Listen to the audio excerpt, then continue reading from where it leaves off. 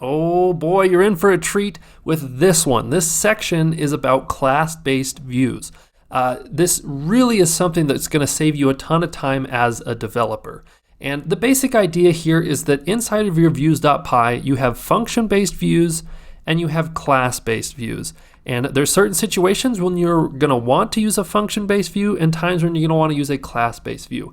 In general, use class-based views whenever you're working with a particular user model. And even more specifically, when you're only working with one instance of that model, like it's not too complex of a situation. But if for our instance, right, like if we go to our models, like if we have a haul object, if we want to make a view where we can create haul objects, where we can update them, delete them, just view the details of them, those are something that a class-based view can really shine with. It makes it really easy to work with.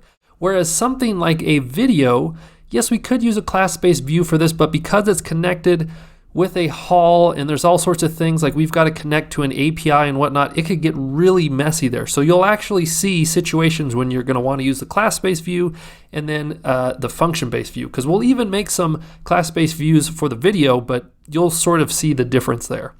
All right, enough of sort of blabbing about top-level stuff here. Let's go ahead and talk through a concrete example, and that's, let's say someone wants to be able to create a Hall of Fame. So what we need to do is we need to move over into our URLs, and we need to make a path so that somebody can create a Hall of Fame. So we have our auth stuff here sort of marked off. Now I'm going to say that this is our Hall stuff. Go ahead and do with the capital H there. Excellent. So let's go ahead and make a path. Don't forget that trailing comma there. And for all of our Hall stuff, I think it'd probably be good if we started with a Hall of Fame,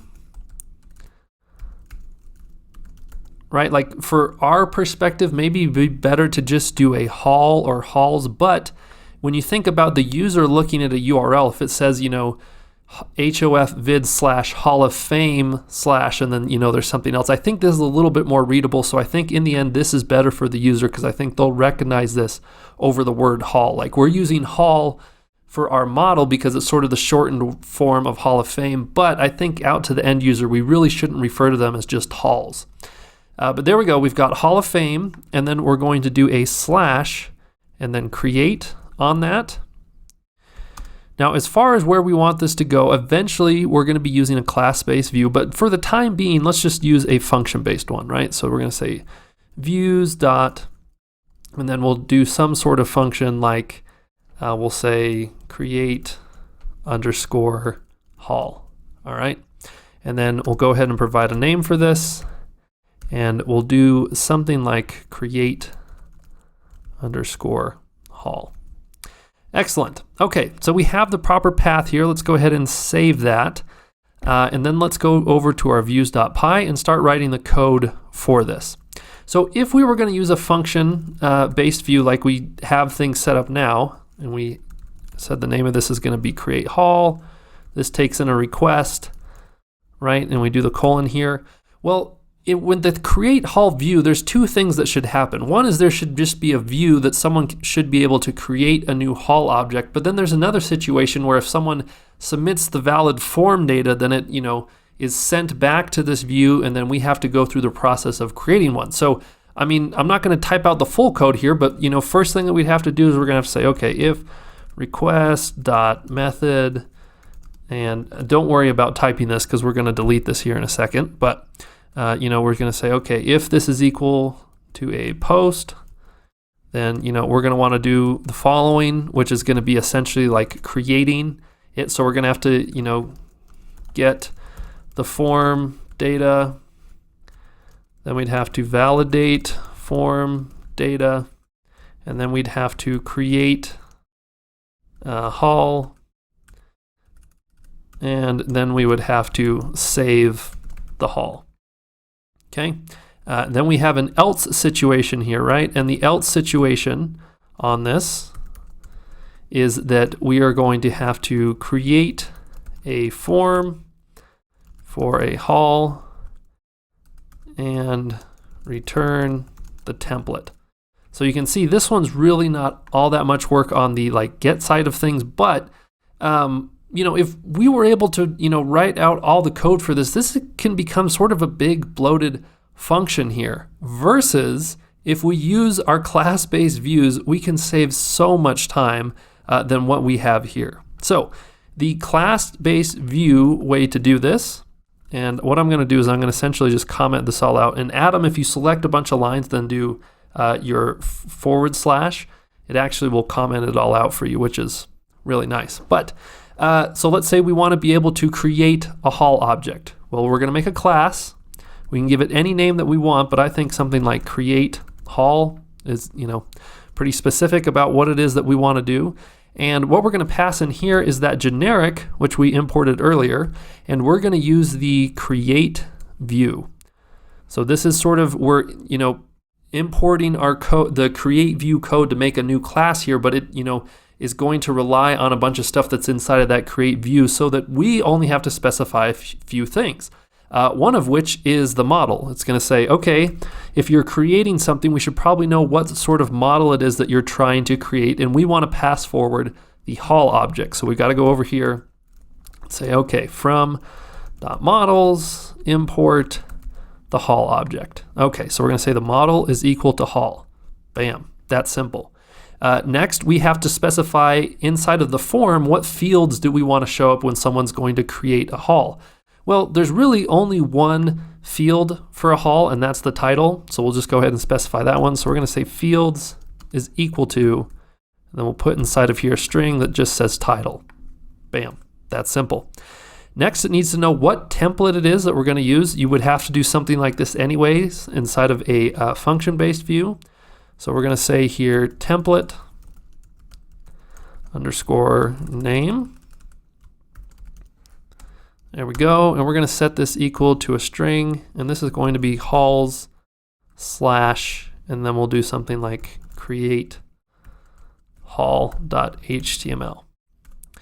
Excellent. And then for a success, and then we have to specify, okay, if someone's able to successfully create a haul object, where should we send the user to? Well, we'll just go ahead and provide a success URL, and we'll set this equal to, for the time being, we'll just say home. So we've got to use that reverse lazy, and we'll just specify home right here. Great. So the amazing thing is, this is it. This is all the code that we need in order to create a haul object. We don't have to do an if then else to see if it's a post or a get, and we don't have to create a new form and validate it. All of this is taken care of for us. I mean, literally, this is all that it takes. So if we'd like to, sort of ride this out to the end and see what it is that this takes to get moving, well, we'd have to go create this create haul.html. So let's go ahead and do that. I'm going to do a new file here. Create _ haul.html. Awesome. And inside of here, just like our other views, we're going to import some code. So I'm going to copy what we have in the home, paste that in.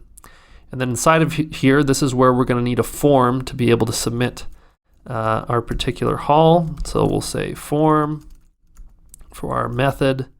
We're going to have that be equal to a post. We'll do our ending form tag.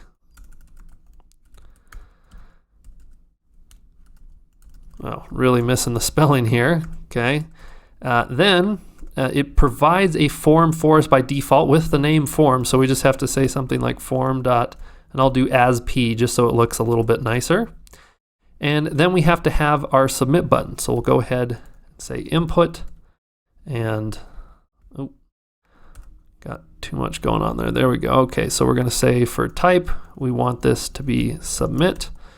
And for the name, we'll go ahead and, well, I don't believe we need a name actually. We just need the value on this, and we'll go ahead and say that this is going to be create haul or something like that. Okay, so we'll go ahead and save this. Let's check out and see what it looks like. So remember that URL that we created was hall of fame / create.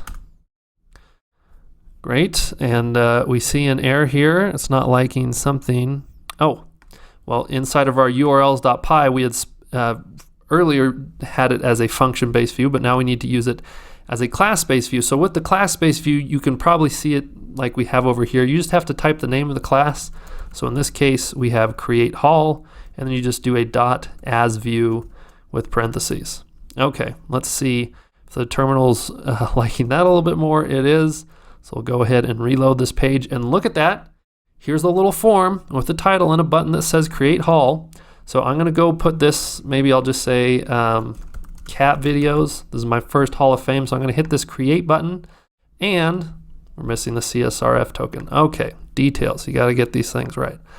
So we'll go ahead and go back, specify that we need CSRF underscore token, save that. Let's try this again. Okay, and oh, I think I'm missing the percentage signs on that. Sometimes I mess up whether it's the percentage sign or the double curly bracket. There we go. Okay, so now I'm gonna put cat videos, create the hall, and look at that. It sends us back to the home page. Let's go to our admin to make sure that this actually worked.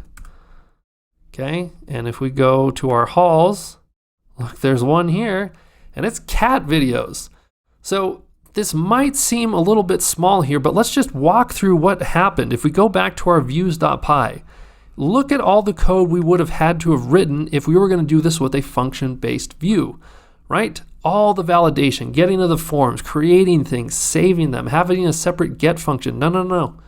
Everything is handled for us here with this class-based view. So like I said, as long as you don't have to do anything too crazy custom, the class-based views are great for things like creating objects, deleting them, updating, seeing the details of them.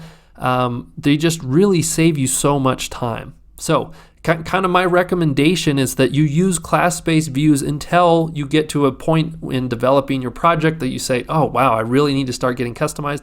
Then maybe it's a good time to move to a function-based view. Even then, you can add functions to your classes here so that you can really customize what's going on. And in fact, I'm going to show you that in the next video. But I think we've covered enough here for now. Let's go ahead and stop, and we'll pick things up in the next one.